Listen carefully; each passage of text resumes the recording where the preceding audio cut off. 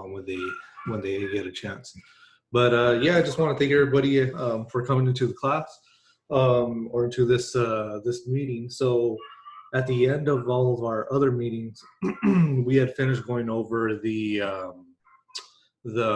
proof. I guess kind of like an apologetic class of proof for the. Remember, it was the existence for God, the reliability of the Bible, the historicity of Jesus, the death of Jesus, and then the proof for his resurrection. So with all of that used, we're able to come up to a reasonable conclusion that, you know, Christianity really is true and that we do have good reason to believe in what we believe in. So a little bit that I want to kind of give is I gave you guys my testimony about everything that had happened to me before, like coming into the class, or not coming into the class, but coming into apologetics to begin with. And, you know, I'm going to kind of leave off where I left off there. So, you know, going through my whole journey and coming back to my faith, one of the biggest problems that I came to realize was, all right, well, now I have all of this evidence about for Christianity, for Jesus, for the resurrection, and I believe it. But there was still one more thing that didn't really 100% convince me yet, and that was the issue of, you know, if the evidence is so overwhelming, why doesn't everybody else believe it? There are so many religions out in the world. It's hard to, I guess, know what would be the correct religion to go into. So that was my next goal, which is what I'm going to be going over for these next 3 classes. So I'm going to go over one of the top 3 religions that I had looked into. And that's going to be our today's class, which is going to be Islam. Next class is going to be Mormonism. And the next one after that's going to be Jehovah's Witness. And I think those are the top 3 that most of us will come in contact with. And other than probably atheism. Atheism is probably one of the biggest that I've come into contact right now, which I've been looking a lot into. And it's something that I didn't want to put a whole class on. I think there's a lot of different views and different things that we could talk about that kind of include atheism for maybe like a later class that we can go into for next semester, which I've said before is something that I kind of want to do and explore more topics like the issue of, or I guess the issue of like free will. Some other things like, what would be some of the other ones? Or like the issue of like consciousness, where would consciousness arrive? You know, kind of, or like the issue of suffering. That's the huge one that's always being brought up by atheists. So, you know, that was actually the first thing that I kind of went into in the beginning was atheism. And I didn't include it in here because I'm still looking into and reading more books and things like that about what different atheists write. And I still haven't found a solid, convincing argument that would even sway me in that direction, which is one reason why I haven't really wanted to get into a whole, I guess like a class about it. But I mean, books that I said that I read before was by Barnum and Jesus Interrupted, and it goes through a huge book of just contradictions in the Bible. And we went over a few of those contradictions, I believe it was last class. And we can even discredit a lot of those contradictions because they're just scriptures that are kind of just brought out of context or just cherry picked out of the Bible and can easily be explained. Another one of the books that I read was like by Richard Dawkins, The God Delusion, which is a book that I've heard of that's made a lot of Christians atheists. And I think that if you didn't know a lot of the things that we went through this whole class, reading The God Delusion would probably make you an atheist. But I think, you know, kind of thinking intellectually and thinking deeply about what Christianity really is and studying through the Bible and going through history and all that, I think it's easily disproven going through the God Delusion. And for me, it didn't really do anything other than I just saw Richard Dawkins was a person that kind of just bunched all the religions all together, kind of just said, any religion is a bad religion, and any explanation can be a better explanation than Christianity. And he actually gives one. He gives an explanation saying, he admits that in his book, he admits that the product of the whole universe is, he acknowledges like how unbelievable and how breathtaking it is, and that he admits that even physics can't even explain how the universe even started. But he does give a solution to it, which is the multiverse. So the multiverse says that, we are kind of a product of an infinite amount of universes, or a certain amount of universes. So what happens is, like at the beginning, when we talked about in the first class, when the Big Bang happens, there was a singularity, and then all of a sudden, bang, there comes a whole universe. And that is the best explanation that science has to offer today. And what people have, what more atheists are leaning towards to now is because so many Christians can grab the concept of the Big Bang and attribute it to God, because you still need that creation point, and it still has to be attributed to God. So a lot of atheists I've been seeing have been gravitating towards more of the multiverse and trying to explain it that way. So in the multiverse, we of course have the Big Bang, and then eventually we have a collapse of the whole universe, and it happens again. And it goes into an expansion of the universe, and it goes to a collapse. And this happens over and over and over again. For some people, it says it happens in an infinite amount of time. And if you had an infinite amount of multi-universes that collapse on itself and expand on itself, eventually you will come up to us. So that's how they would explain how we come into existence. It's a product of just random occurrences that happen over and over and over and over again until you get the right one. Or not even the right one, but you just come to us. And there's a few problems with that, like, if there were an infinite amount of universes, how do we even get to this point in time? Being able, as an engineer, all we do is really math. And math with infinity is basically what calculus is. It's a huge part of calculus when you get into it. And when you have infinity, you cannot come to a conclusion of this certain point in time with infinity. Just like, what's infinity plus infinity? It's still infinity. What's infinity minus infinity? It's still infinity. You cannot get past infinity, which will not bring you up to this time. So I think the other thing would be that there would be there would eventually be a starting point for the multiverses. Even when you have that starting point, you still need the first cause, which would be God. You still end up at the same problem. So, I mean, that's kind of like the whole problem that I got with that book. And, it wasn't, for me, it didn't impress me. One of the more recent books that I've actually been going through right now is by Christopher Hitchens. And Christopher Hitchens is another one of he's more well-known, famous atheist. And he wrote a few books, with one of them most notable being God Is Not Great. And in his book, God Is Not Great, it's another one of those books where, still does not convince me at all. It's just, what I read is somebody who's really angry at God. And he gives a lot of his personal stories in that book. And for me, I feel bad about, a lot of the things that he's seen and he's witnessed in the name of God or in the name of religion, is really messed up stuff. But it's still the product of what's wrong with people. Still does not disprove God. It's, we live in a world that's, full of mess up people. We live in a world that's evil, that's sinful. So of course, even people in religion are going to mess up.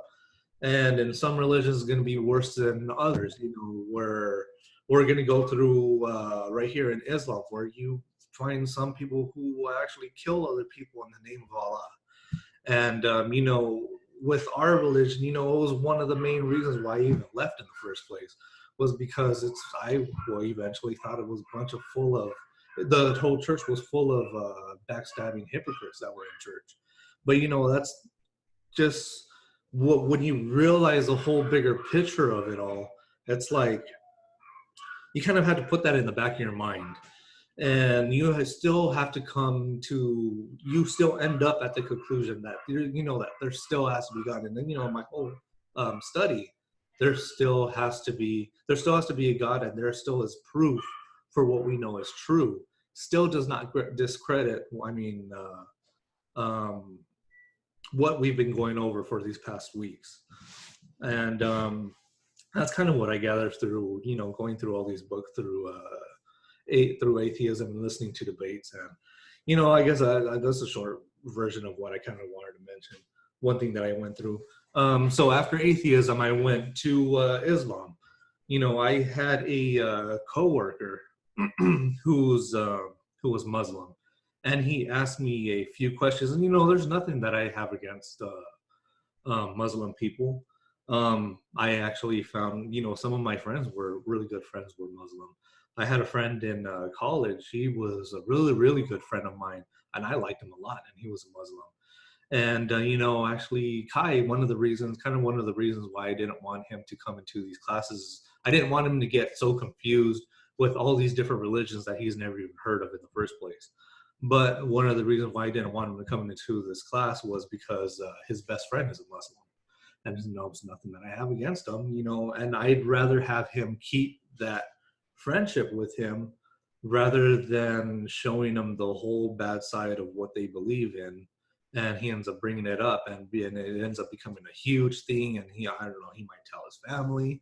And, the times that I've heard him talk, or Kai's mentioned him, and he's asked him a couple questions, it doesn't really seem like he really grasps it. But at the same time, they're still young. Kai barely can, he doesn't fully grasp even what we believe in. And it's slowly trying to teach him about it and show him about it. And eventually, when it comes to the point, I will go over all this with him. But it's something that I'd rather have him, have friendships better than, cause friction and ends up becoming something a lot bigger than I think that should be for somebody that young. So again, what I was going to say is about even my coworker. So my coworker that I had, that I was worked with, he was a Muslim, and he knew that I was a Christian, but I never really talked about it. One of the times, and this was before I got into all my study, and I knew nothing about it. I told you before that I barely even knew what even we believed in until I finally read the Bible. I knew all the basics to the Bible, but that was it. And when it came to other religions, I couldn't tell you anything about any religion. I couldn't tell you anything about Islam. I couldn't tell you anything about Jehovah's Witnesses, about Mormons. I knew nothing about them. And I kind of thought in my head, I couldn't even prove how we would be right and they would be wrong. And I kind of put us all in kind of like maybe all religions kind of lead up to, God. I just thought, I didn't really have any other opinion on it. So when he came up to me and he asked me a few questions. One of them was, why do we put so much trust into a person that's just a man, which he was talking about Jesus. And it was something that I've never heard anybody really ask me that way. And I was like, well, what do you mean in just a man? And I was like, well, haven't you read the Bible if you're asking me this question? And he was kind of like, well, just like here and there. But he was like, we don't even put that much. We don't put all of our, I guess, salvation into Muhammad. He was like, of course, Muhammad's a prophet, but we don't call him a god. Why do you guys call him a god? And I was kind of like, well, why wouldn't you believe that? To me, it was such a weird question, but it was because I didn't understand what they believed in. And he asked me some other questions, and we kind of got into a little bit of argument, but it wasn't really heated. But it just kept going back and forth, back and forth. But it got me interested in, man, maybe I should look into it, just to see what they're even talking about. Um, but yeah, it's just something that I've found really, really interesting looking into Islam. One of the first, or not one of the first books, but one of the books that I had read right after I had finished all my study, or once I had decided that I was going to look into other religions. One of the first books that I had read, other than atheist books, was a book called Seeking Allah, Finding Jesus. And it's a book written by Dr. Nabil Qureshi. And I highly recommend that book. It is one of my favorite books that I read. And his story is unbelievable. And he talks about how him being, he was raised Muslim, and eventually went to a university to study his doctorate, or to go into medicine. And he ended up finding a friend that was there who happened to be Christian, and they would get into it back and forth. And he eventually ended up becoming a Christian out of that whole interaction. But his whole thing about what he talks about is super, super interesting. I highly recommend that book, and that's Seeking Allah, Finding Jesus. I highly recommend that book. If I had mentioned it before in one of the other classes, but if anybody that wasn't here, there's a app that I've been using called Libby, and that's Libby. And Libby is a free, like a book service. So you can sign up for a library card at your local library, and you can input that library card into Libby, and you can check out books for free. So it's not like Audible. Audible, you have to pay. Audible, you have to pay like $15 a month to be able to check out books, but Libby, you can do it for free. And you can, of course, you can get a library card for free too. So that's how I've been doing a lot of my books, which has been these. I've been also, Seeking Allah, Finding Jesus is one that I actually bought physical copy of, that I read through. But I know my mom's gone through that book on Libby, and she did the audio book. But yeah, you can find it on there for free. And yeah, I highly recommend that book. But through that book got me really interested in Islam. The way that he described it gave me a whole different perspective of Muslims. And it kind of, when he talked about them, it was like, man, they put so much dedication into what they do. And that's, memorizing the scriptures, for which for them is called the surahs, and memorizing all that and going through what is it, the five, they pray 5 times a day wherever they're at. They stop what they're doing, they pray 5 times a day. Like to them, everything is revolved around the Quran. And the one person that they aspire to is Muhammad. And gave me a whole different, I guess, perspective on them, and made me respect them a lot more. So going through that, I decided, I want to see what is this holy book that makes people, in my eyes, what I saw, make them more dedicated than most Christians can even do with the Bible. So one of the first things I did was read the whole Quran. And with the Quran, it was interesting. The Quran was very interesting, to say the least. There were some verses that, were really beautiful verses. I was like, oh man, I wish some of these verses were even in the Bible. But the way that they kind of described Allah was really, to me, it was really good. But that came very few. A lot of the Quran that I remember reading was a lot of Allah chastising people for doing the wrong thing, or setting rules and saying, if you don't follow these rules or you don't do this and that, I'm going to chastise you for it.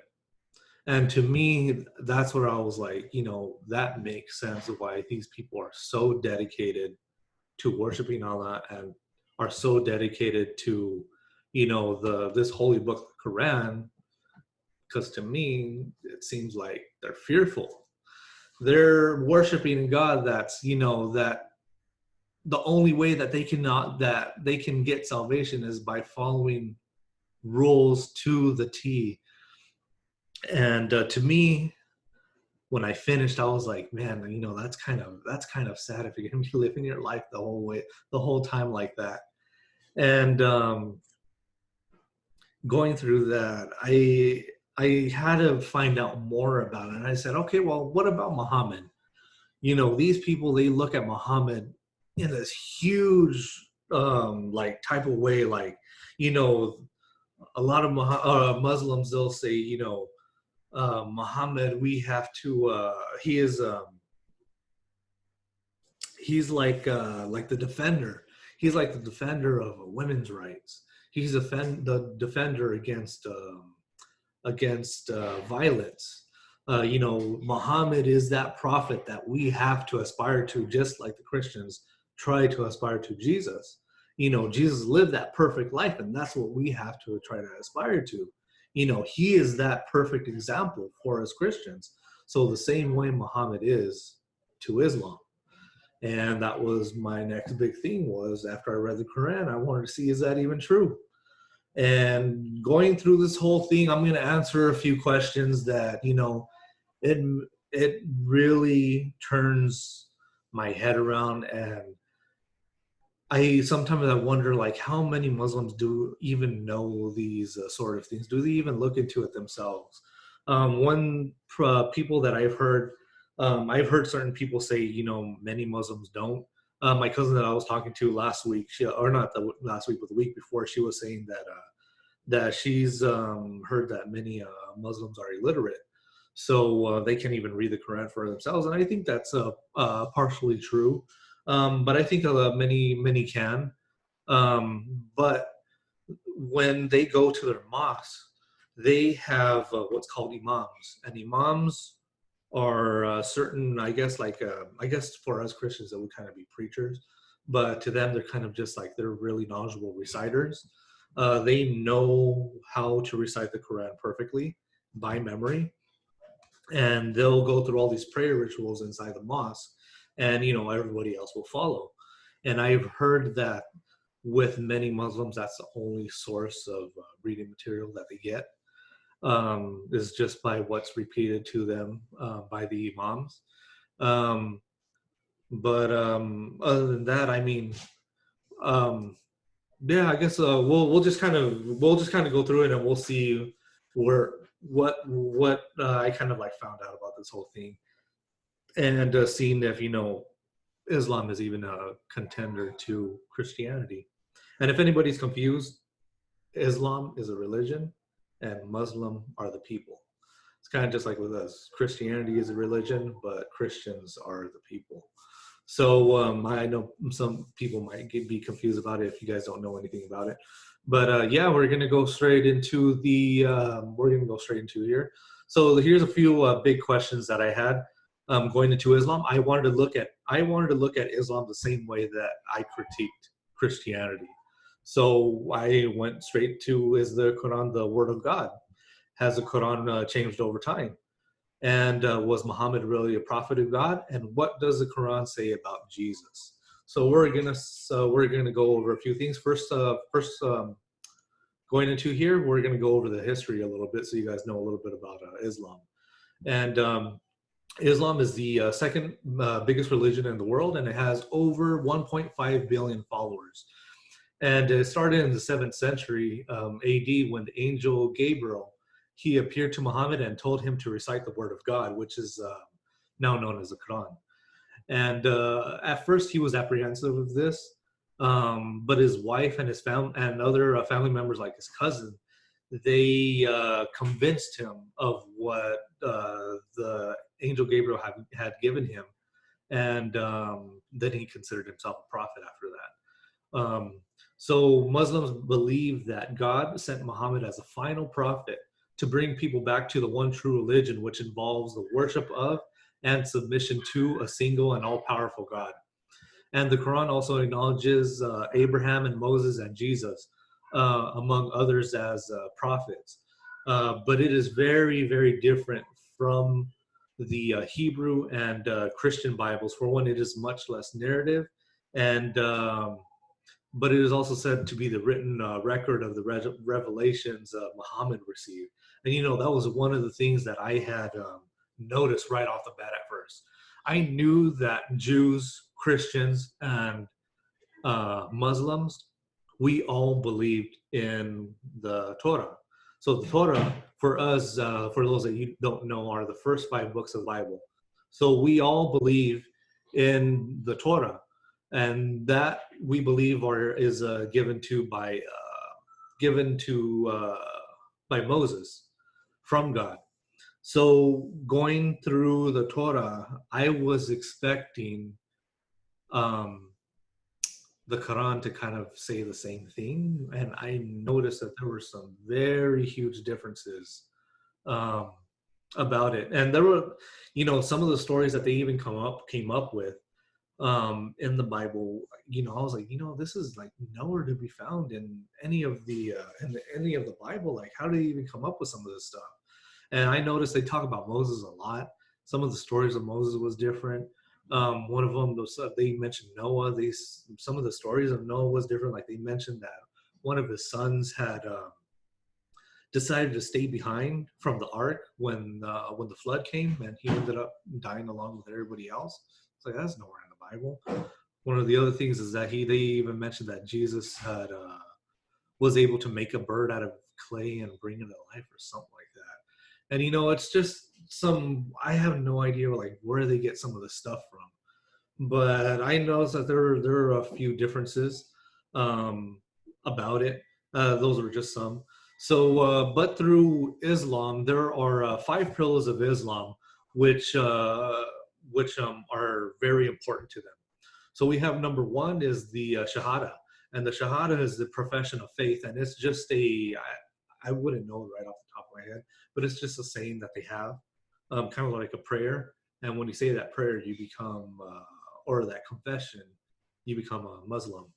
And basically, to summarize it, this says there is no God but Allah, and Muhammad is Allah's prophet.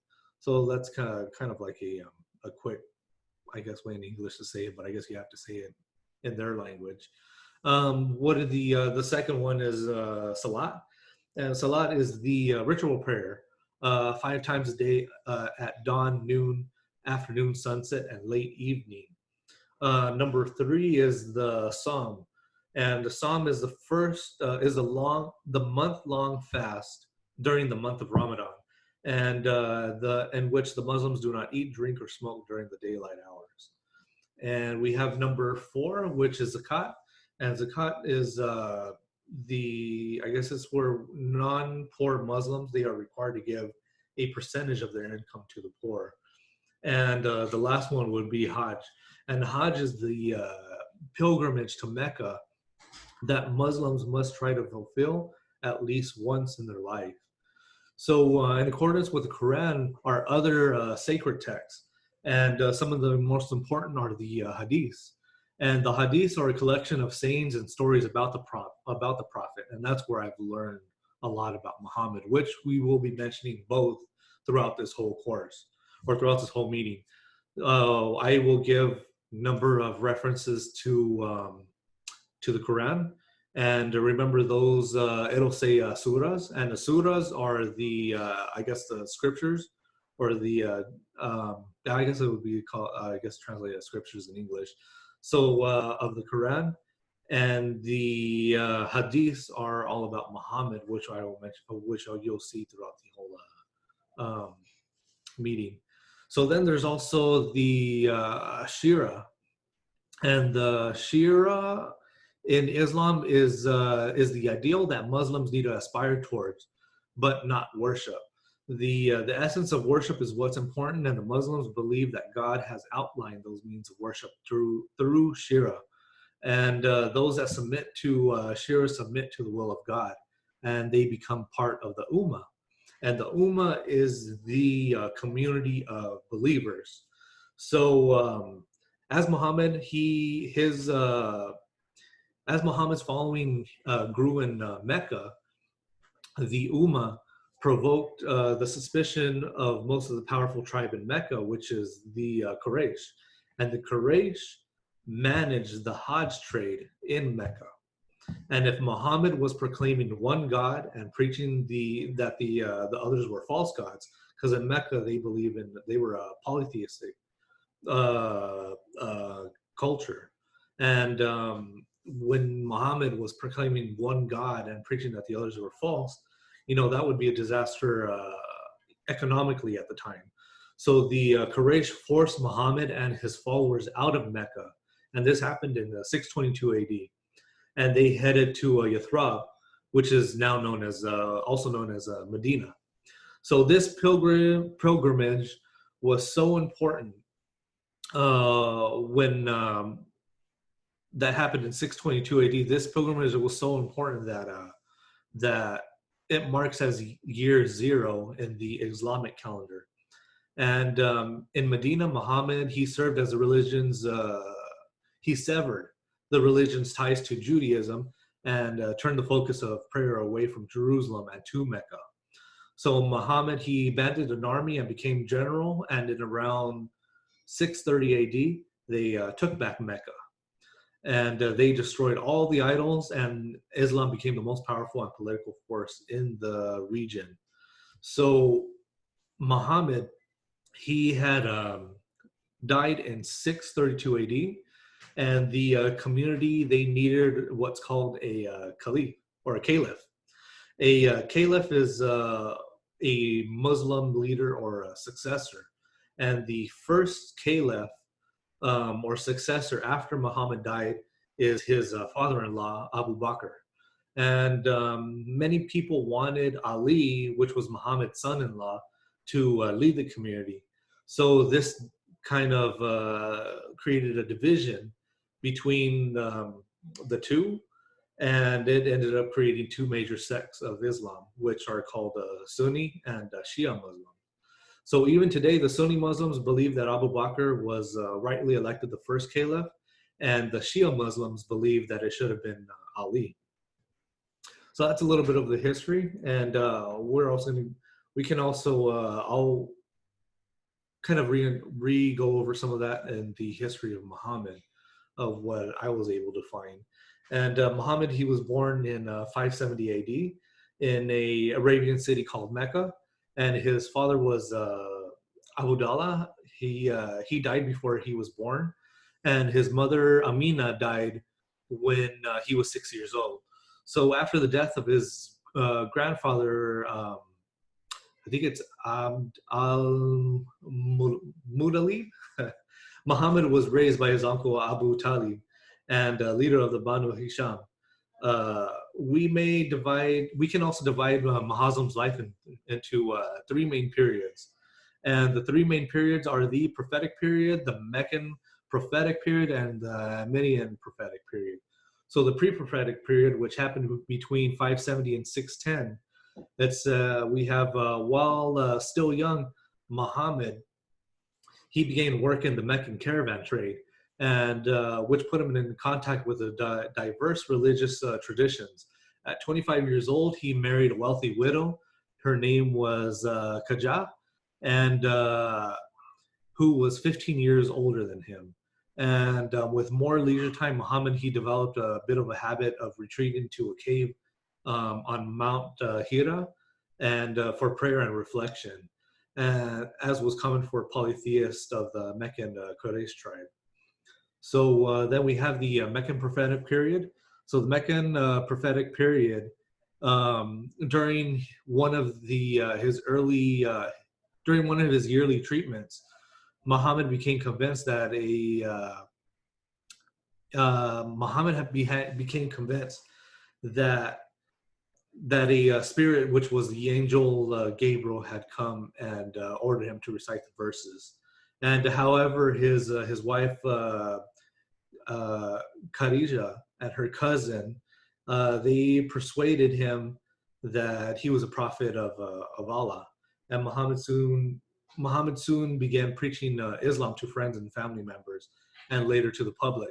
And due to his increasing inflammatory condemnation of the religious beliefs of the polytheists of Mecca, Muhammad and his followers were persecuted. And after his wife and his uncle had died, Muhammad decided to flee Mecca. So then we have the Median prophetic period, which was from 622 to 632. And having formed an alliance with various non-Muslim groups, Muhammad began robbing Meccan caravans. And these attacks eventually led to a series of battles with Mecca. As war booty poured in, so did new converts. And the growing Muslim army allowed Muhammad to subdue not only Mecca, but the rest of Arabia as well. And Muhammad, he suffered an agonizing death in 632 after being poisoned by a Jewish woman whose family had been slaughtered by the Muslims. So that's how Muhammad eventually ended up dying. So Muslims believe that Muhammad is their highest moral example and the final authority along with Allah in all of their decisions. According to the Quran, a person can have no faith without unquestionably accepting Muhammad's judgments. And we have some surahs to support those claims too. Next, we're going to go into the compilation of the Quran. So the compilation of the Quran is very, very interesting. And it's, compared to the reliability of the what we have for the Bible, doesn't even compare. So the compilation of the Quran, so we have Muhammad, he received the Quran from the angel Gabriel. And Muhammad, he would dictate it to all the scribes to be written. But when Muhammad died, Abu Bakr, he was the next caliph, he ordered all the manuscripts to be collected in his first 2 years. And he also had the Muslims recite all the Quranic verses from memory to verify all the sources of the Quran. And then he compiled it into the form of a book. Then 17 years after Muhammad died, we have Uthman. Uthman, he was the third caliph. And he eventually received complaints from Muslims all around the Islamic Empire, and who were disagreeing about the Quran. And so Uthman, he ordered the book that Abu Bakr had compiled to be brought back, and all the manuscripts be brought back. So from that book, a whole committee was put together, and it was led by a man. His name was Zayd ibn Thabit. And Zayd ibn Thabit is a really important person to remember, and he's the one that actually compiled today's official Quran. And Zayd, he modifies it and writes it according to the dialect of the Quraysh people and the people in Mecca. Then he takes all the sources, all the other sources that he had compiled, and he burns them all. So he then makes 5 copies of the book that he just wrote, and he ends up sending them to the various Islamic provinces. So this is found right here in Sahih al-Bukhari. And Sahih al-Bukhari is one of the hadiths. And Sahih al-Bukhari is one of the most, how would you say it? It's like one of the most... it's one of the hadiths that is trusted the most by Muslim people. And it's that one and Sahih Muslim are going to be some of the 2 most trusted sources in all of Islam. And so I'll be referencing those 2 a lot throughout this whole thing, if you ever come across those that I have in parentheses.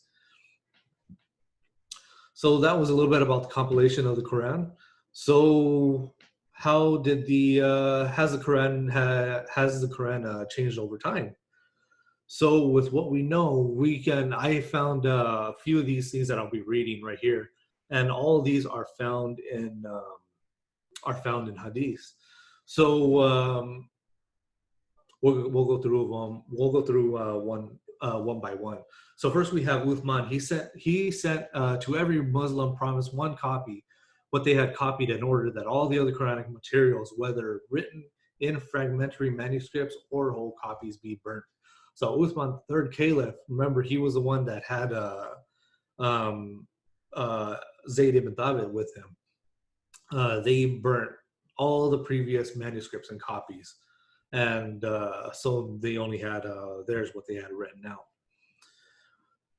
Abu Musa al-Shahir, he sent for the reciters of Basra. They came to him, and they were 300 in number. They recited the Quran and said, "You are the best among the inhabitants of Basra, for you are the reciters among them. So continue to recite it. That you're reciting for a long time may not be harden your hearts as were hardening the hearts of those before you. We used to recite the surah, which resembled in length and severity. Um, I have, however, forgotten it, with the exception of this, which I remember out of it. If there were two valleys full of riches for the son of Adam, he would long for a third valley, and nothing would fill the stomach of the son of Adam but dust. And we used to recite the surah, which resembled one of the surahs of Musa. I don't know how to say that name, and have forgotten it. So in this hadith in the Sahih Muslim, we read that 2 chapters of the whole Quran are missing just because they forgot it. And next we have it says, the people have been guilty of deceit in the reading of the Quran. I like it better to read according to the recitation of him whom I love more than Zayd ibn Thabit. And this is saying that, one of Muhammad's top teachers of the Quran, he's saying that reading today's Quran is like being guilty of deceit. The next one that we have here says, "Oh, you Muslim people, avoid copying the mushaf and recitation of Zayd ibn Thabit. By Allah, when I accepted Islam, he was but in the loins of a disbelieving man." And it was regarding this that Abdullah bin Masud said, "O people of Al-Iraq, keep the masahif that are with you and conceal them."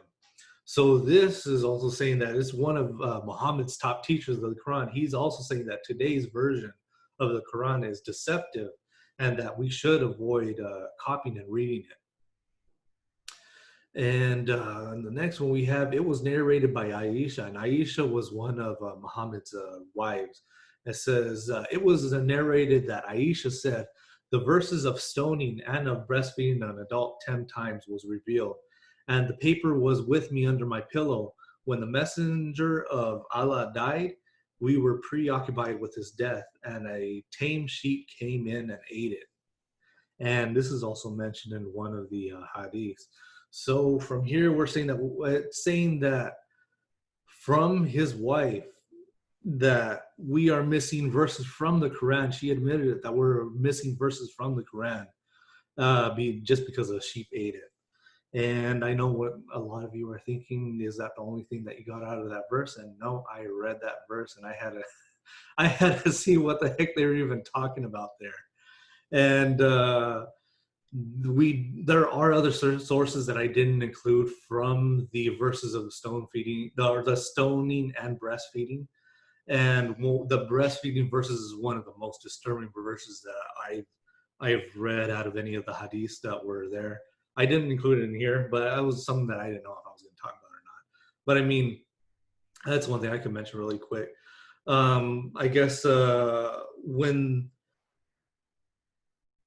Muhammad, he had given, or Allah had given Muhammad revelation one time when there was a bit of an issue, when there was an unmarried man and an unmarried, or I should say, when a man and a woman are together alone and they aren't married to each other, what should they do when they're alone together for any type of, I guess, for any type of purpose, I guess. I don't know why they would be alone together. Maybe it's because one of them's a slave, Maybe one of them is there because maybe the husband's away on a business trip and the other person just happens to be there. I don't know. But to avoid the two people from lusting after each other and eventually having sex with each other, um, Allah gave Muhammad a revelation which said the woman would have to breastfeed that adult 10 times in order to make, I guess, comfort them and they can be like their own child. And it is one of the most weirdest, most disturbing ones that I've heard. And it kind of, you know, having that inside of the Quran along with stoning, it kind of leads a person to believe that, you know, somebody as close as Muhammad's wife, which was Aisha, did that really happen on accident, or did she get rid of those on purpose?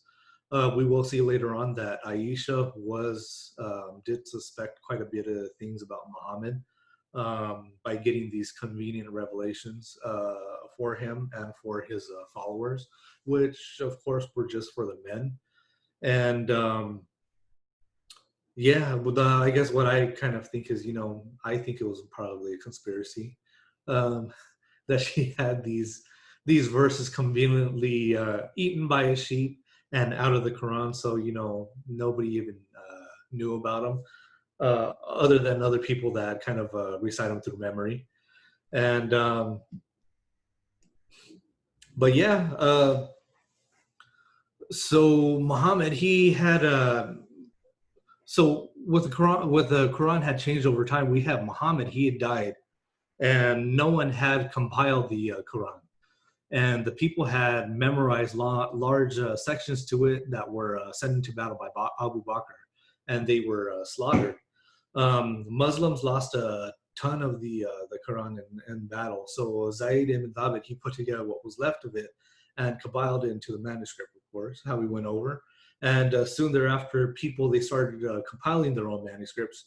So large disputes began to happen over what should be included in the Quran. Some early Qurans, they had as many as 111. Others had 116 chapters. And Zayd, who compiled today's Quran, had only 114 chapters. So it was largely disputed about what was even official back then. By Muslim sources, entire chapters, sections, and verses of the Quran were lost. So Uthman, he put together what he could and published his own official version and burned all the rest of it. So he burned all the evidence. So we don't even know what was even. We wouldn't have any idea. Scholars wouldn't even have any idea what was even taught when the Quran was first introduced and written out. For all we know, that today's Quran could be so much different than what was published back then.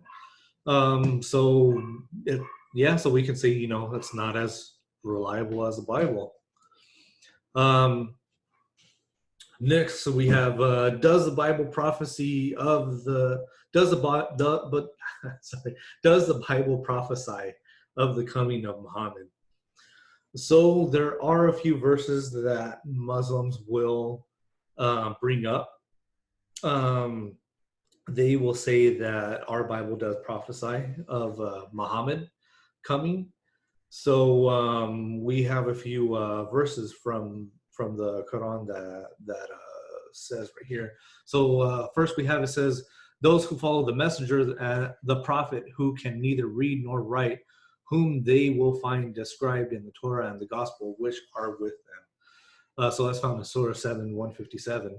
And then we have, and when Jesus, son of Mary, said, O children of Israel, lo, I am the messenger of Allah unto you, confirming that which is revealed before me in the Torah, and bringing good tidings of a messenger who cometh after me, whose name is the praised one. So that's what it says in the Quran.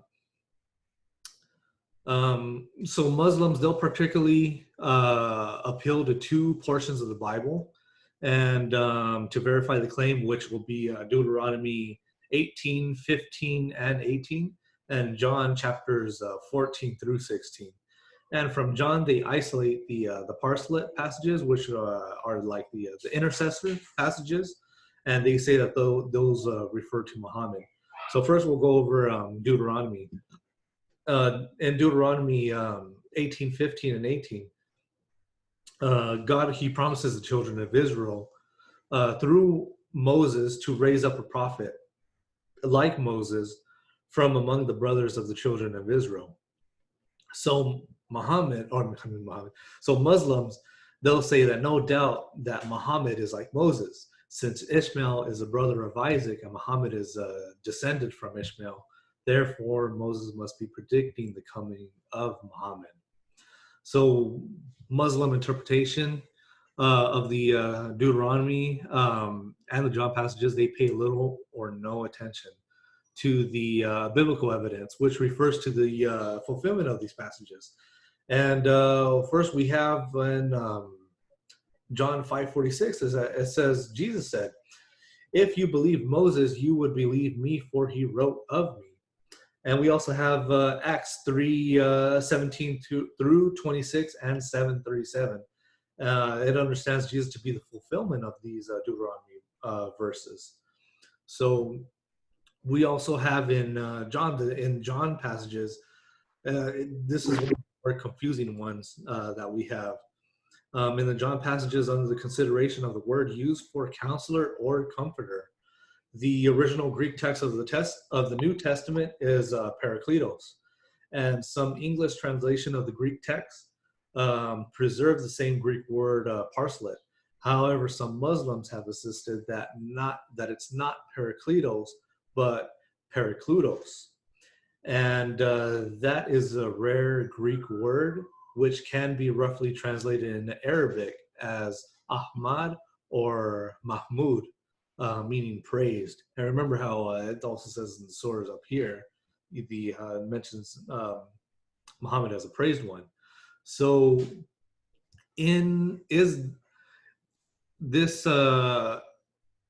no sound evidence in the New Testament manuscripts that supports this Muslim assertion.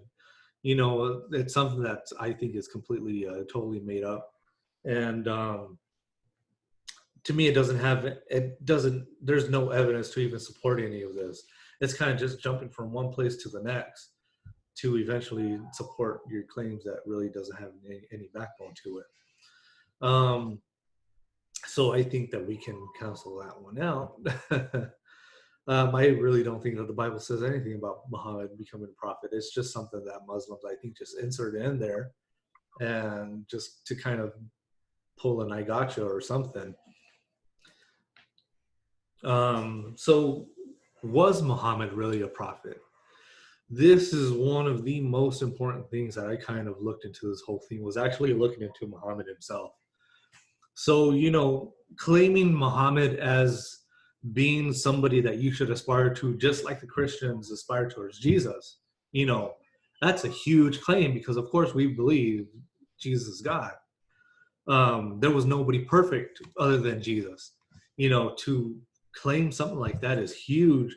So I was expecting, you know, something a little bit more from Muhammad. Well, not more than Jesus, but, you know, something that was kind of like up to that par. So I have 6 points that I'll be going through that I found that proves that Muhammad's not really a prophet, and from what I can tell.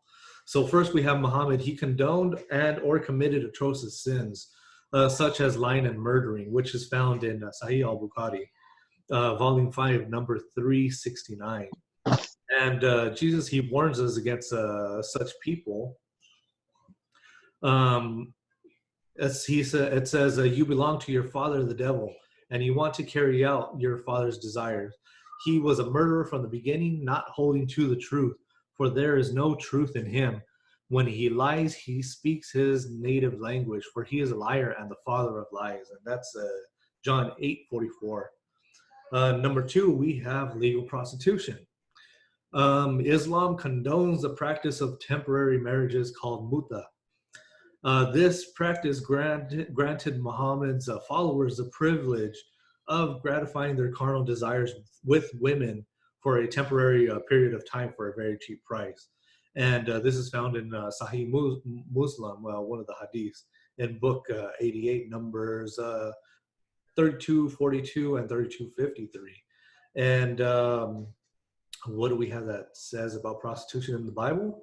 Well, it says in the Bible, do not degrade your daughter by making her a prostitute, or the land will turn to prostitution and be filled with wickedness. And this is found in Leviticus.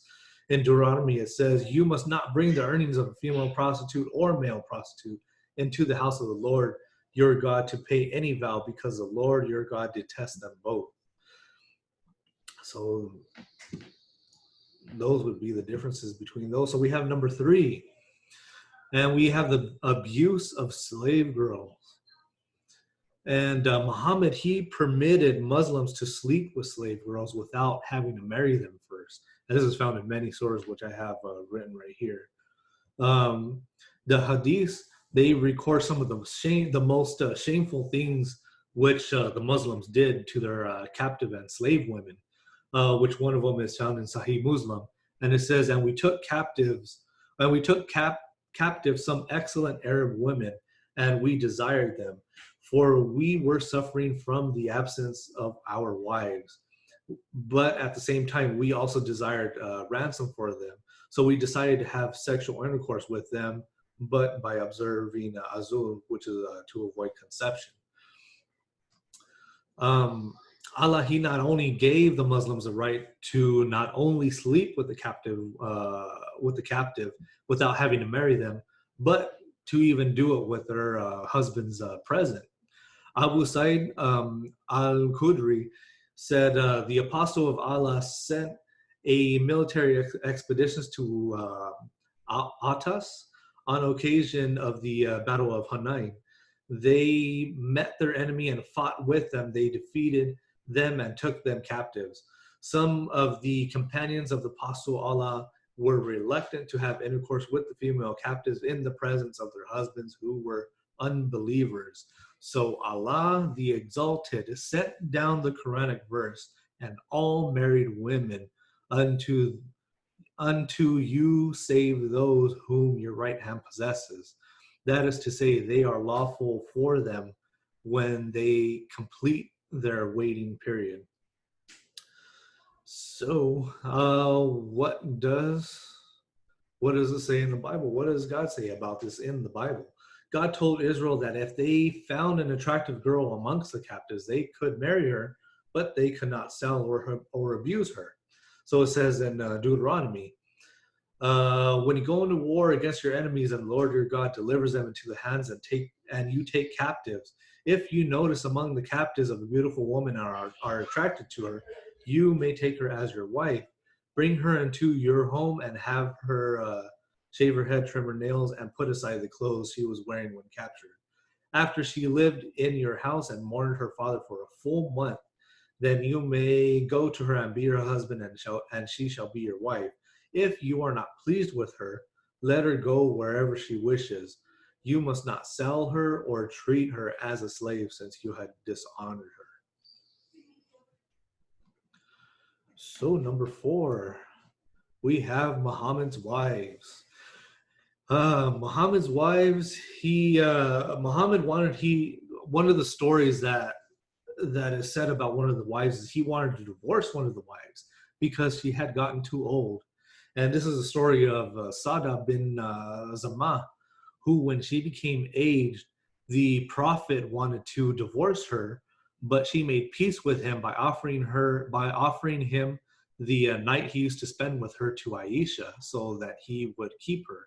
So that Prophet, he accepted such terms and he kept her. And one of the most disturbing things that I found about it was how old was Aisha when he took her in. So it says that when he married Aisha, she was only 6 years old. And he was part of the house. Aisha was part of the household at 6. But Muhammad didn't consummate the marriage until she was 9 years old.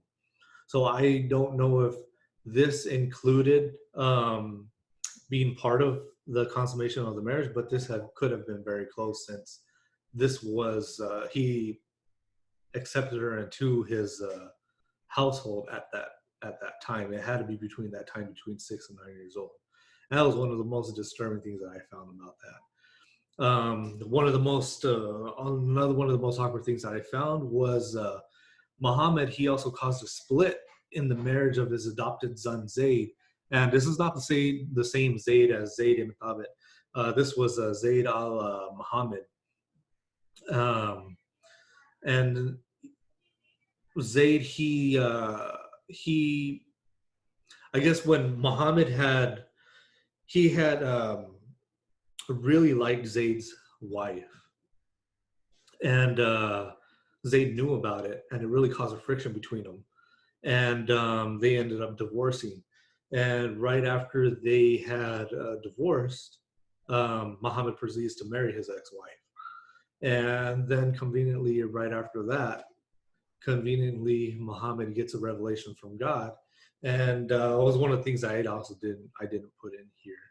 But he ends up coming out with another Quranic verse that allows Muslim men to marry ex-wives of their adopted sons. And that is one of the most weirdest stories too that I found of that. And next we also have Muhammad's wife. They became jealous over his preferential treatment of his youngest wife, Aisha. And in this hadith, which is Sahih al-Bukhari, Muhammad, he justifies his neglect of certain wives and preferential treatment of Aisha on the grounds that Allah would continue to send down revelations. As another one of those, well, how convenient that, Muhammad's getting all these revelations. And the hadith, it also mentions how Aisha, it suspects that these revelations were suspicious, as it was always convenient for him. So here's one of those verses where you can even tell that not everybody even believed. I don't know if they believed or maybe they just put up with them. I don't know. But anyways, this is found in the same book, Sahih, or the same hadith, Sahih al-Bukhari, and it's narrated by Aisha. And she says, I used to look down upon those ladies who had given themselves to Allah's apostles, and I used to say, can a lady give herself?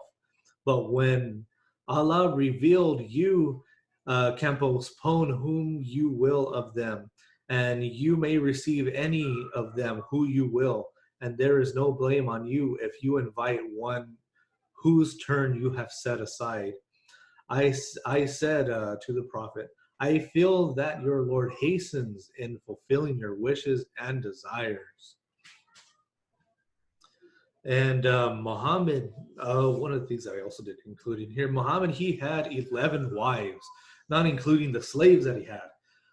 In the Quran, it states that Muslim men can only have 4 wives. But also how convenient that Muhammad can have more than what was allowed. And we have, which I didn't include in here, Sahih or Surah 3350.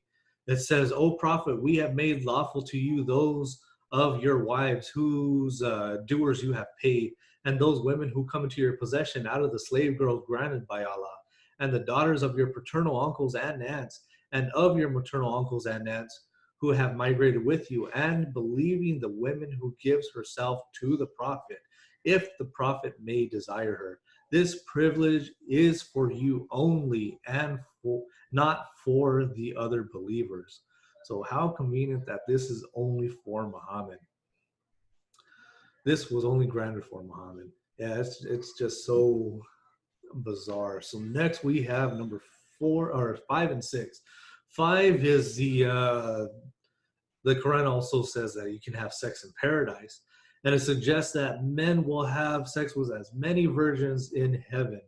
And these virgins are created special as they will be made virgins over and over again every time after they use them, and will stay young and voluptuous forever.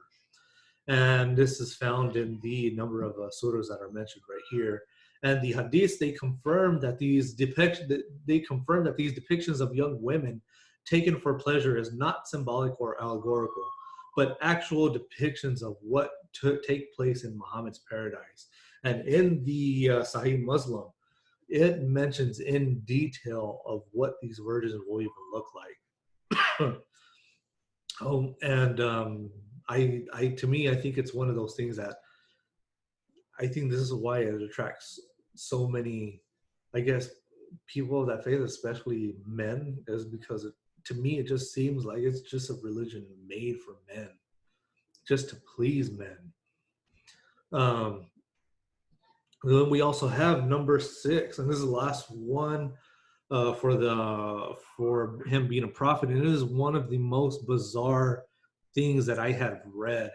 And in the Quran 69:44 through 46, I'll read the first one. It says, and if he, which is talking about Muhammad, had forged a false saying concerning us, we surely should have seized him by his right hand or with power and might, and then certainly should have cut off his life artery, which is talking about his aorta. And how do we know that it's talking about his aorta? We have 2 other translations of the Quran, one by Dawood, which says severed by his heart's vein, and Shakir, which says cut off his aorta. So it's talking about his literal life artery, which is the aorta vein. So it's saying, if Muhammad says anything false, by Allah, he is going to seize him. He's going to seize him by his right hand and kill him by cutting off his life artery. So what do we find in Sahih al-Bukhari? So Sahih al-Bukhari, in the hadiths, I have 3 separate ones that says, the first one, it says, Aisha said, when the Prophet came, he became sick and his condition became serious. He requested his wives to allow him to be treated in my house, and they allowed him. He came out leaning on 2 men while his feet were dragging on the ground. And remember when we went over this at the beginning, Muhammad was poisoned, and he was poisoned by a Jewish woman because her whole family was slaughtered by Muslims. So this is right after he got poisoned. So we have Sahih al-Bukhari 26:17. A Jewish brought a poisoned cooked sheep for the Prophet, who ate from it. And she was brought to the Prophet and was asked, shall we kill her? He said, no. Anas added, I continue to see the effect of the poison on the palate of the mouth of Allah's messenger. And then we have Sahih al-Bukhari 44:28. The Prophet, in his ailment in which he died, used to say, oh Aisha, I still feel the pain caused by the food that I ate at Kabir. And at this time, I feel as if my aorta is being cut from that poison. So is this something that came true? To me, it's just one of the most bizarre things. And it's mentioned in the Quran, and then it ends up coming out in the Hadith. To me, if that's not any more clear, I don't know what is more clear than that. So one of the other most weirdest things that I have read in the Quran is Allah is mentioned as the greatest deceiver. So the Quran, it describes Allah as the best deceiver that there is. And we have different surahs that say how he is. And it says, but they, the Jews, were deceptive, and Allah was deceptive, for Allah is the best of deceivers. And that is found in Surah 354. Verily, the hypocrites seek to deceive Allah, but it is He who deceives them. And Satan himself, he also accuses Allah of misleading or deceiving him. Says he, which is talking about Satan, said, now because thou hast sent me astray, verily I shall lurk in ambush for them on thy right path. He said, O my Lord, because you misled me, I shall indeed adorn the path of error for them on the earth. And then he's talking about mankind, and I shall mislead them all. So what's interesting here is that Satan, he promises to do to mankind what Allah is doing to him. Allah even deceived the world with the crucifixion of Christ. That's what they claim. According to the Quran, Jesus wasn't crucified by Allah, but he made it seem that way. And it says in Surah 4:157, and because of their saying, we killed Messiah, Jesus, son of Mary, and but they killed him not, nor crucified him, but the resemblance of Jesus was put over another man. And those who defer therein are full of doubts, and they have no knowledge. They follow nothing but conjecture, for surely they killed him not. So this is saying that, it wasn't really even Jesus that was even killed. It had to be somebody else. And this is said, there's many different things that are said, that it could have been a different person. It could have been Judas, that was made to look like Jesus. It could have been Simon of Cyrene, who was looked like Jesus. Some of us would even say that it was even a Roman guard that was made to look like Jesus, that was actually crucified. But I mean, there's no evidence for it at all. And we also have Abu Bakr, his testimony, who, despite being promised paradise by Muhammad, he was even rather uncertain about his status of paradise because of how unreliable Allah is. And he says, although he had such a faith, which was too great to suffice in all the inhabitants of the earth, he was afraid that his heart might go astray. So he used to utter while weeping, would that I have been a bitten tree. Whenever he was reminded of his position in Allah's sight, he would say, by Allah, I would not rest assured and feel safe from this deception of Allah, even if I had one foot in paradise. So not even Abu Bakr even thought that his guarantee to paradise was certain. So what about the Bible? What does the Bible say about God being a liar? So we have Numbers 23:19. It says, God is not a man that he should lie, nor a son of man that he should change his mind. Does he speak and then not act? Does he promise and not fulfill? In 1 Samuel, it says, he who is the glory of Israel does not lie or change his mind, for he is not a man that he should change his mind. In Psalms, it says, into the hands I commit my spirit. Redeem me, O Lord, the God of truth. In John, it says, Jesus answered, I am the way and the truth and the life. No one comes to the Father except through me. In Titus, it says, a faith and knowledge resting on the hope of eternal life, which God, who does not lie, promised before the beginning of time. In Hebrews, it says, because God wanted to make the unchanging nature of his prophecy very clear to the heirs of which were what was promised, he confirmed it with an oath.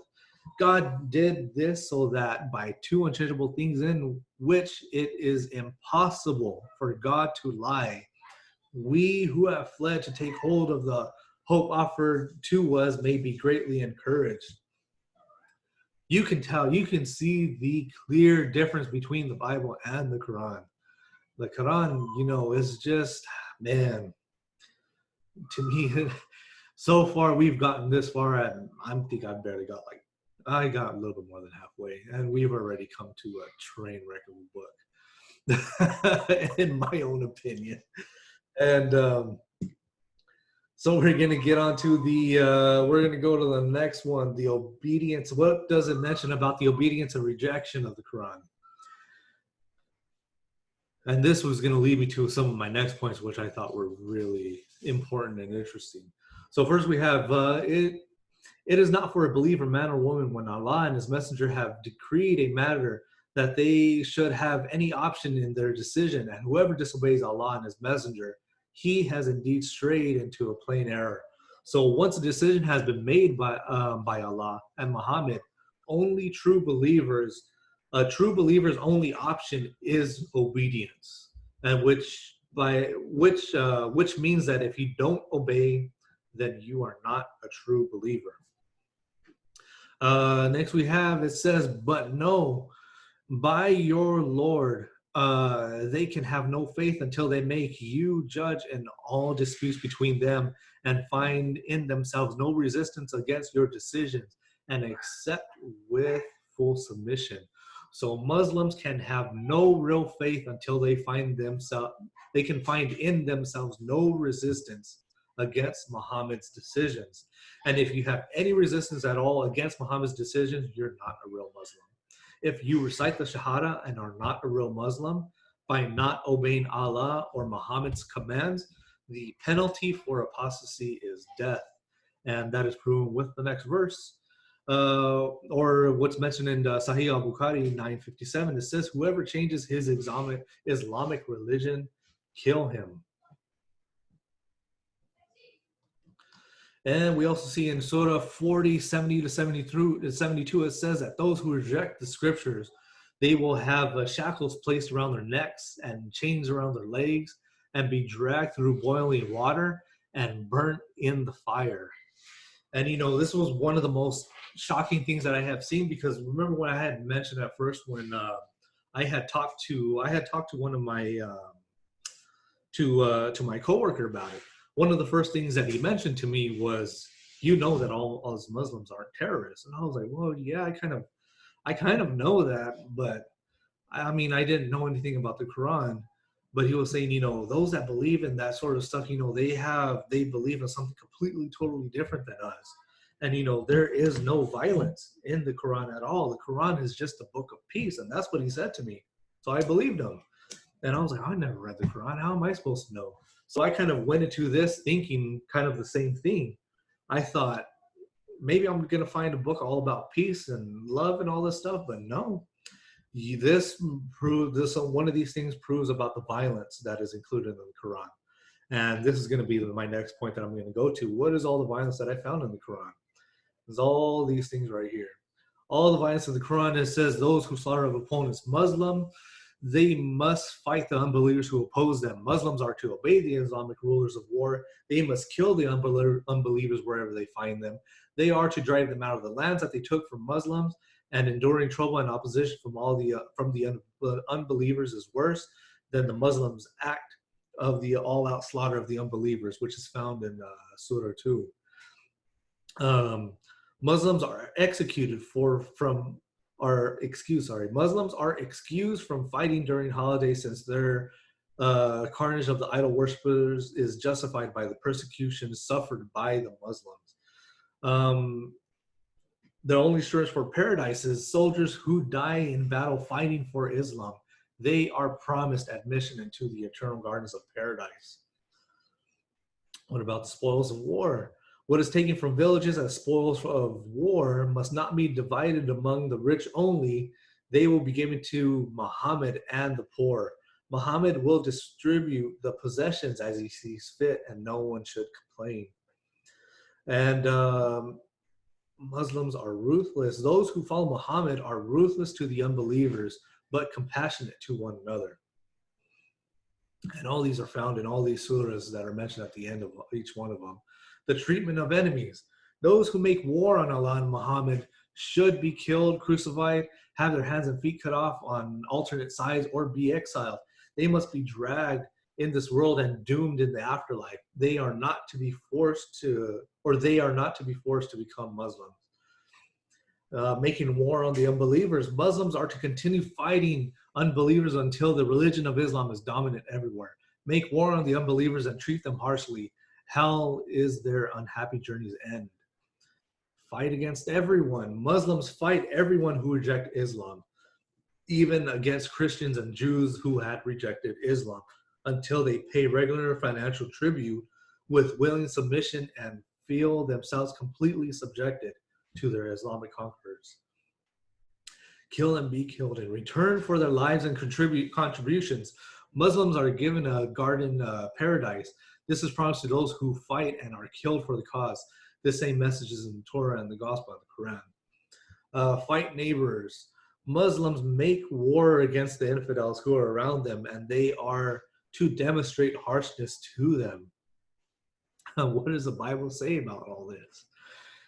You know, one of the very first commandments that you see Jesus when that was asked by the Sanhedrin.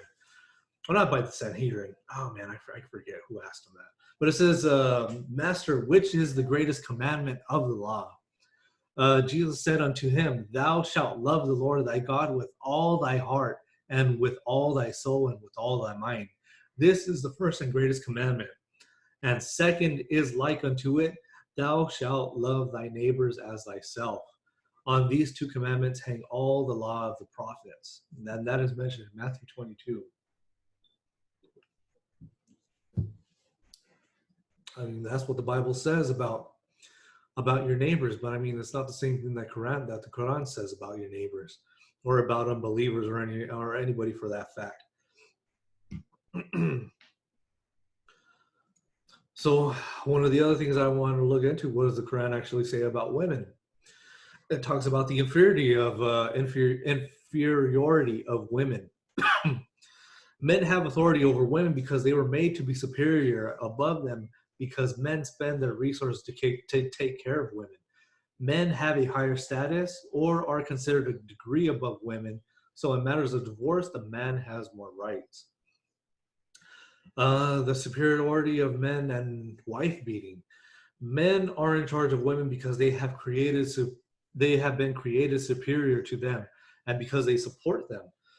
Good women are obedient, and women who are suspected of disobedience must be scolded, made to sleep alone, and be beaten.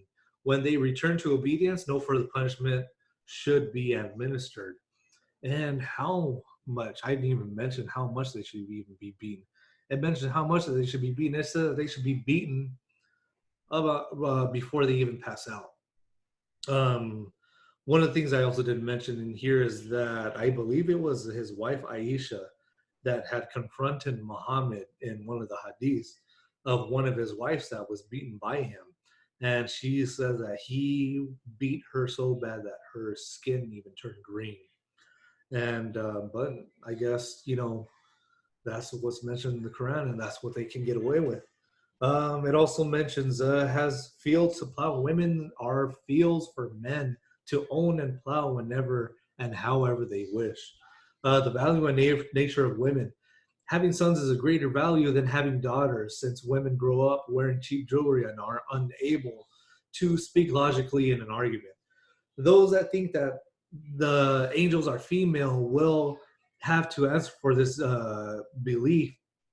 Those who believe that Allah has daughters who are goddesses are wrong and unfair. He does not. Why would Allah have daughters when sons are preferable? Women confined for indecency. If a woman is accused by 4 witnesses of indecency and she confesses to it, confine her to her home until she dies, or until Allah finds another way. If 2 men are convicted for the same thing, they should both be punished, but if they repent, leave them alone. It actually says that in that surah. It's one of them. Oh man, finding these passages, it's crazy about what is mentioned in there and how much these people get away with, and what these supposed revelations from Muhammad were given to him. Man, it's unbelievable to me. One of the things that they will also claim is that there are many scientific evidences, just like how I presented about the Bible. There are scientific evidences that are claimed by the Muslim people in the Quran, that were found way back when in the 6th, 7th century, and weren't found out till now. So what are some of those scientific claims that can be found in the Quran? So we have in Surah 18, it claims that the sun, it sets in a muddy pool. In 1876, it says semen is formed between the backbone and the ribs, which we know that it's not. In 88:20, it says that the earth is flat. In 68:12, it says that there are 7 earths. In 36:38 through 40, it says that the sun orbits the earth. In 22:5, it says human embryos go through a blood clot stage, which we know that it doesn't. 22:65, it says that the sky would fall on the earth if Allah didn't hold it up. And in 37:6-10 and 67:5, it mentions how stars are kind of like missiles that Allah uses to shoot demons out of the sky that try to sneak into heaven. So after going through all that, what does what other claims do Muslims also make against Christians?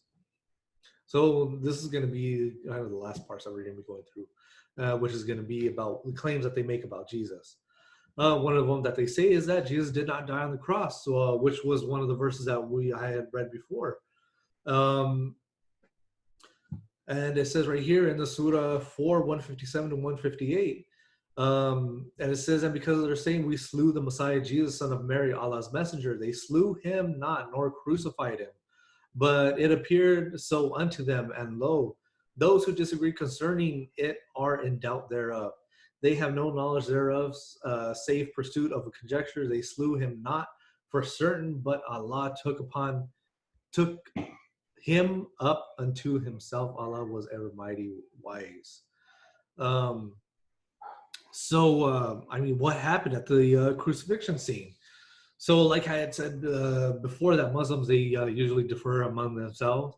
They say that the Jews crucified another person that was made to look like Jesus. Could have been Judas, Simon of Cyrene, or Roman.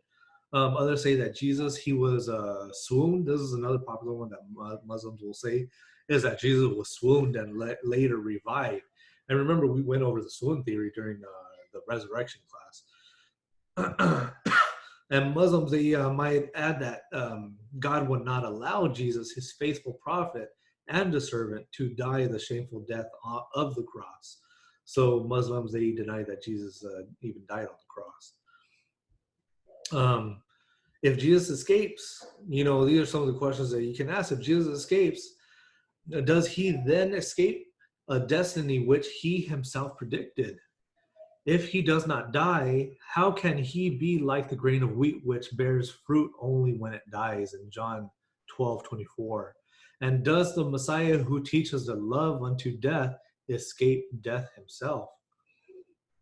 So, those are questions that you can ask. One of the other popular ones is Jesus is not God. One of the surahs that's written in 517, it says they indeed have disbelieved who say, lo, Allah is the Messiah, son of Mary. In Surah 5, it says they do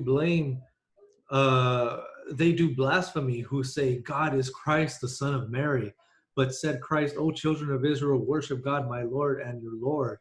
Whoever joins other gods with God will forbid him the garden, and the fire will be his abode. For there is no God except one God. In Surah 4, it says, Jesus Christ, the son of Mary, was an apostle of God, and his word which he bestowed on Mary, and the spirit proceeded from him. With Muslims, when Christians, they substitute someone or something for God, they become idolaters. To associate anything or anyone with God is a supreme and unforgivable sin, according to the Qur'an. But I mean, we can prove that with just John 1:1, which is one of the, best verses that you can present to them. And it says, in the beginning was a word, and the word was with God, and the word was God. He was in the beginning with God. All things were made through him. And in verse 14, it says, and the word became flesh and dwelt among us, full of grace and truth. We have beheld his glory as of the only Son from the Father. And I mean, we can also go over, other verses that he went over, Jesus saying that, attributing it to him for God. And that's also going to go into the next one. One of the most popular things, that is going to be the last thing that we go over. One of the more popular things is answering, where did Jesus say? This is what a lot of Muslims I've heard say. I am God, worship me. And where does Jesus ever say that in the Bible? And of course, it doesn't say that in the Bible. If you want to look for those exact words, of course it's not going to say that in the Bible. But we can prove that with countless verses that Jesus says. multiple statements of Jesus referring to himself as I am, just as God referred to himself as the I am to Moses. There's many countless verses that he says that Jesus calls himself I am. And we also have these other verses that we have right here where Jesus is a forgiver of sins, which only God can do. In Mark 2:5, it says, and Jesus, seeing the faith, seeing their faith, said to the paralytic, son, your sins are forgiven. But some of the scribes were sitting there and reasoning in their hearts, why does this man speak this way? He is blaspheming. Who can forgive sins but God alone? Even they understood that only God can do that.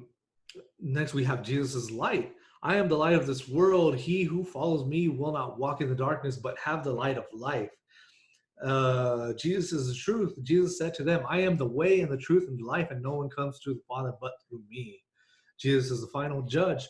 But when the Son of Man comes in his glory and all the angels with him, then he will sit on his glorious throne. All the nations will be gathered before him, and he will separate them from one another, as the shepherd separates sheep from the goats. And Jesus is the first and the last. In Revelation, it says, do not be afraid. I am the first and the last and the living one. And I was dead, and behold, I am alive forevermore, and I have the keys of death and of Hades. One of the biggest things that you can also bring up, why else was Jesus crucified? Why else was Jesus crucified? For what other reason? Now, it says in Matthew 26:62 through 66, when the high priest stood up and said to Jesus, are you not going to answer? What is this testimony that these men are bringing against you? But Jesus remained silent. The high priest said to him, I charge you under oath by the living God, tell us if you are the Christ, the Son of God. Yes, it is as you say, Jesus replied. But I say to all of you, in the future you will see the Son of Man sitting on the right hand of the Mighty One and coming on the clouds of heaven. Then the high priest tore his clothes and said, he has spoken blasphemy. Why do we need any more witnesses? Look, now you have heard the blasphemy. What do you think? He is worthy of death, they answered. And I mean, that's the whole reason why they crucified him in the first place. You know, there's no other reason why. I'm going to stop sharing. So, yeah, I mean, that goes through the whole thing that goes through many of the things I found with the Quran. And, you know, a lot of the verses that we can provide that go against the Quran. We can clearly say the Quran and the Bible are not the same thing. They do not teach the same thing. And the Quran is just, I think when you go through it, the Quran is just a mess of a book. And especially when you get to the Hadith, I didn't even get to even half, even a fraction of what I even found against Muhammad. There are just so many bizarre, weird things that, supposed revelations that came to him and things that were allowed that he can do. It's just, it's crazy how much he was able to get away with. But yeah, I hope that you found a lot of this helpful, a lot of this knowledgeable. So, like if Muslim ever comes up to you and asks you a few of these questions or brings up something, you can bring up some of these verses or some of these objections to them, and even bring up their own sources. Bring up all these sources that I showed you. These are sources you can bring up even without the Bible to even prove like how this is just crazy. It's just bizarre about what they believe in. But yeah, I mean, if anything else, any guys want to mention anything else or ask any other questions, I guess you guys are all free to go. Yeah, we'll conclude the end of it. But yeah, if anybody has any questions or talk a bit, I'll be on here. But yeah, thank you guys all for coming on here. I appreciate it.